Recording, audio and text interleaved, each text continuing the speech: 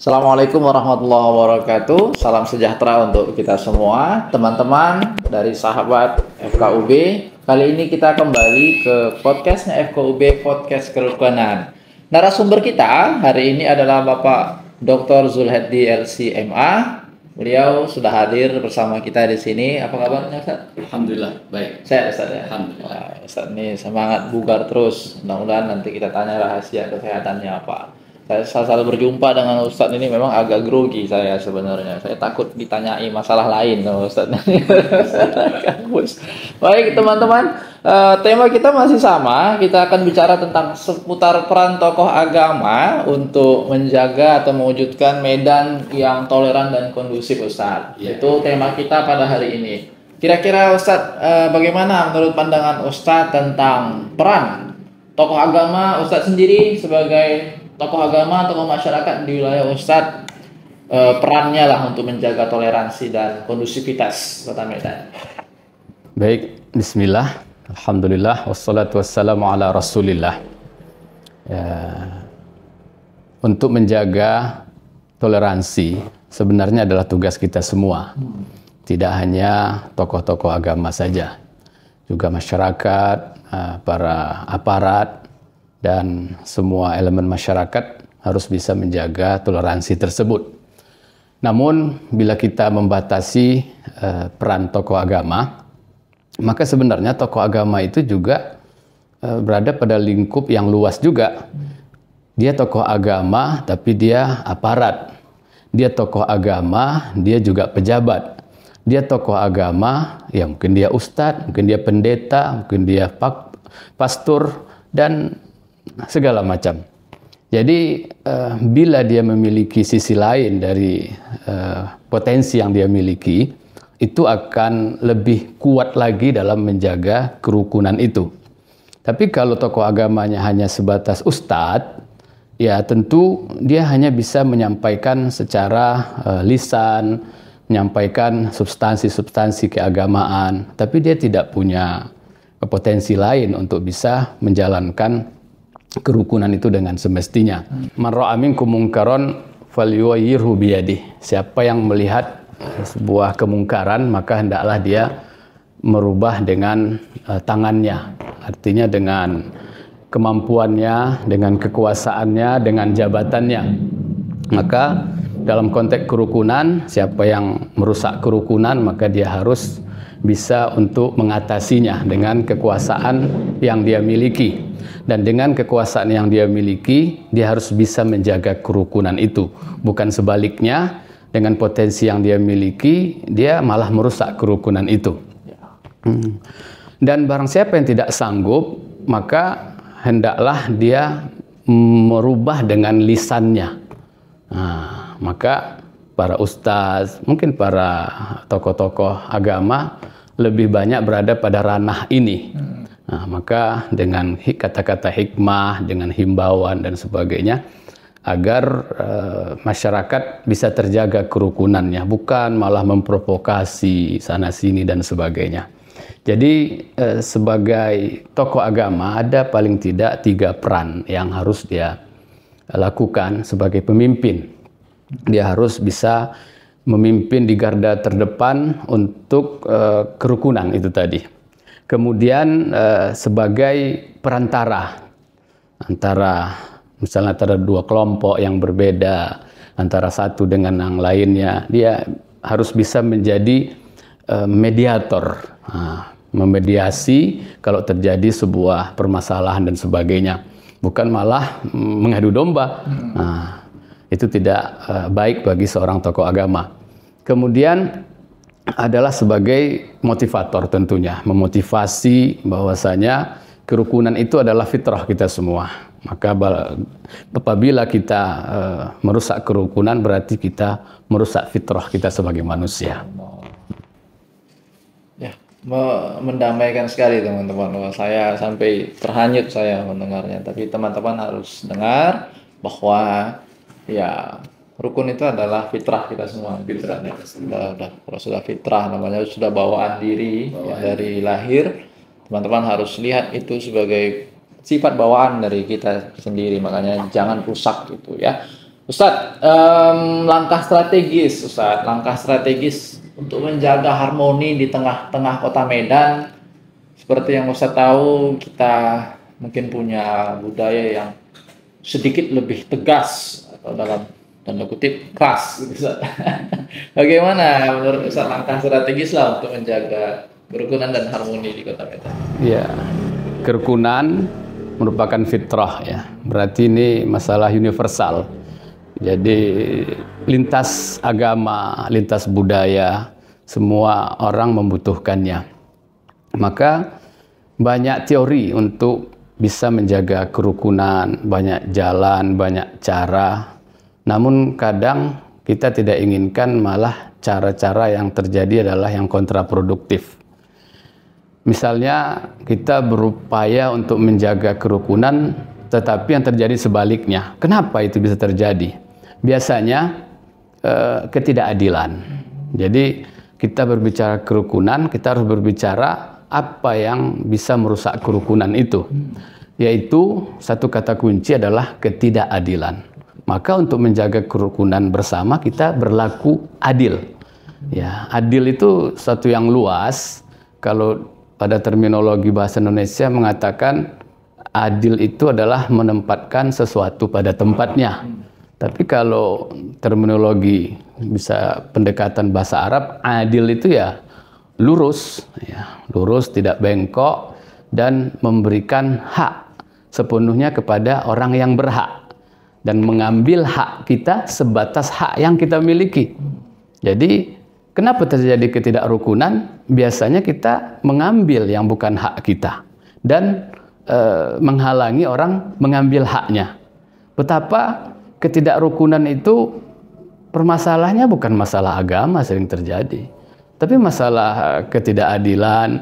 Di jalan raya aja sudah berapa banyak ketidakadilan kita lihat. Hari ini saja saya melihat ketidakadilan yang luar biasa di jalan raya. Ketika dia menerobos lampu merah, berarti dia tidak adil pada orang lain. Dia menciptakan ketidakrukunan. Dan contoh lagi, ketika dia membuang sampah sembarangan dari mobil mewahnya, itu berarti dia tidak adil. Maka contoh-contoh seperti itulah yang kita harus perhatikan mengenai buang sampah pada tempatnya. Betapa kita lihat tangan-tangan bersih yang mengotori, tapi tangan-tangan kotor yang membersihkan. Maka untuk menjaga kerukunan tadi, mengaplikasikannya, mari kita membersihkan. Membersihkan diri kita, membersihkan lingkungan kita, membersihkan hati dan perasaan kita, dan menempatkan segala sesuatu secara lurus. Yaitu dalam konteks bahasa Arabnya adil. Adil itu al-adlu ya, lurus, dan sudah menjadi bahasa Indonesia. Adil ya kan? Kemanusiaan yang adil dan beradab. Jadi kita harus adil dan lurus serta beradab. Kalau tidak adil, tidak lurus, ya sepertinya tidak beradab. Dan dengan menjaga keadilan dan keberadaban, insya Allah kita dapat menegakkan kerukunan. Luar biasa, teman-teman, itu tangan bersih yang mengotori, tangan kotor yang membersihkan. Wah, itu ada yang ketampar nggak ya? Kira-kira ya, ada yang saya mungkin pikir banyak yang tertampar itu Ustaz, cuman kita semua. Tidak Ustaz, ada media sosial? Ada. Bermain media sosial? Ada, tetapi tidak terlalu aktif ya. Udah centang biru belum? Saya tidak tahu centang biru, merah, kuning, nggak tahu saya. Mungkin pelangi di situ. Ustadz, media sosial ini kan bagian dari perkembangan zaman, Ustadz. Wah, sekarang kita sedikit-sedikit masalah itu viral di media sosial, Ustadz. Apalagi sekarang saya tahu menjaga kerukunan itu sulit karena media sosial ini liar sekali, Ustaz. Ya, wah, betul.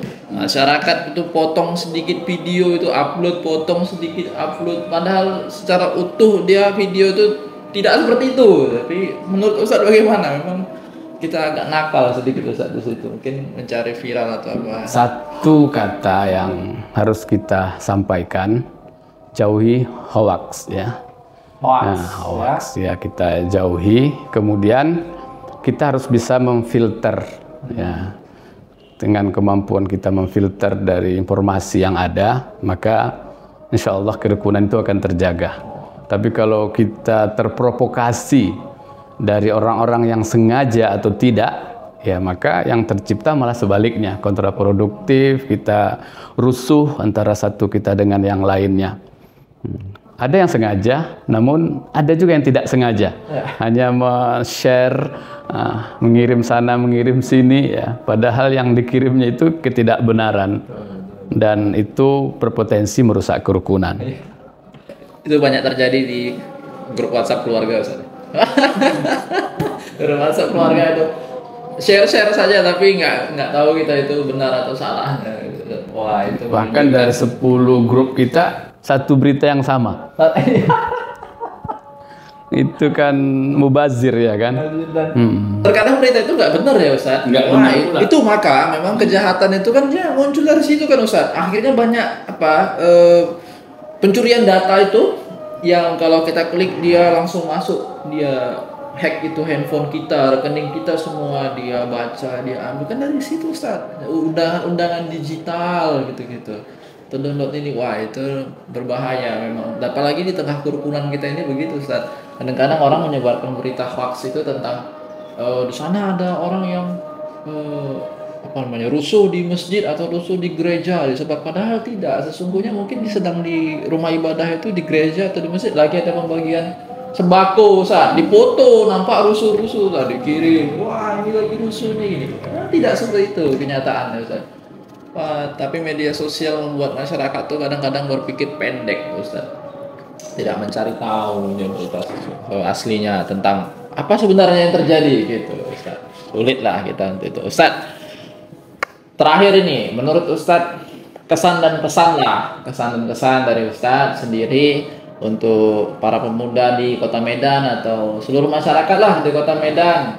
Kita tetap harus bisa menjaga harmoni dan kondusivitas di tengah musim begal dan musim hilang besi agar di pinggir jalan Kota Medan. Silakan, Ustaz. Kalau biasanya ada permintaan, ya, maka orang mencari, ya, sesuai dengan permintaan besi bekas tadi, ya kan.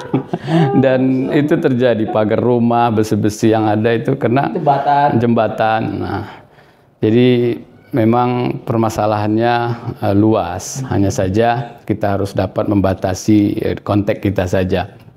Namun kita berharap para aparat dimudahkan tugas-tugas mereka untuk membantu menjaga kerukunan masyarakat, bisa menjaga fitrah masing-masing para pemuda. Dan apabila melihat sebuah satu yang kemanfaatan, maka semua ketidakadilan, ketidakharmonisan, ketidakrukunan itu akan bisa dihindari. Tapi kadang kita tidak memikirkan sebuah kemanfaatan. Ada satu berita kita share, nggak tahu manfaatnya apa, tidak tahu tujuannya apa. Maka kita harus bisa menjaga kemanfaatan diri kita sebagai seorang pemuda. Apalagi sebenarnya pemuda itu adalah satu usia yang sangat potensial. Apabila pada usia-usia potensial ini tidak memberikan kemanfaatan yang luas, maka ya tidak ada produktivitas yang bisa menjadi sebuah bekal kehidupannya di hari tua. Maka sering kita lihat orang-orang yang sudah tua menyesali kenapa tidak memberikan manfaat dalam kehidupannya, malah sebaliknya menciptakan satu kontraproduktif, satu hal yang tidak berguna. Dan agama, masing-masing agama itu sama dengan segala tujuannya. Kemudian juga bangsa kita ini itu ditegakkan oleh para pemuda. Maka untuk itu kita pemuda-pemuda di Kota Medan khususnya, maka kita harapkan dengan kemampuan produktivitas yang masih kita miliki, tenaga yang kuat masih kita miliki, maka kita harapkan bisa memberikan satu kemanfaatan kepada orang lain. Ya. Pemuda-pemuda dengarkan, kalian masa produktif, kita masih punya banyak tenaga jangan takut panas matahari. Ya, betul. Apalagi suka menyebarkan berita-berita hoax, apalagi dengan manfaatin media sosial yang nggak benar. Ya, ingat bahwa keadilan atau toleran itu adalah fitrah dari diri kita ya, Ustaz ya. Gitu. Ustaz, terima kasih. Mungkin waktu sajalah yang membatasi pertemuan kita hari ini, Ustaz. Tapi lain kali kita insya Allah bisa cerita-cerita lagi, ngobrol-ngobrol lagi di podcast kita. Ustaz, kami doakan sehat-sehat selalu. Kita bisa berjumpa lagi di masa yang akan datang, insya Allah. Ustaz, kita salam kerukunan, rukun. Assalamualaikum warahmatullahi wabarakatuh. Salam sejahtera untuk kita semua.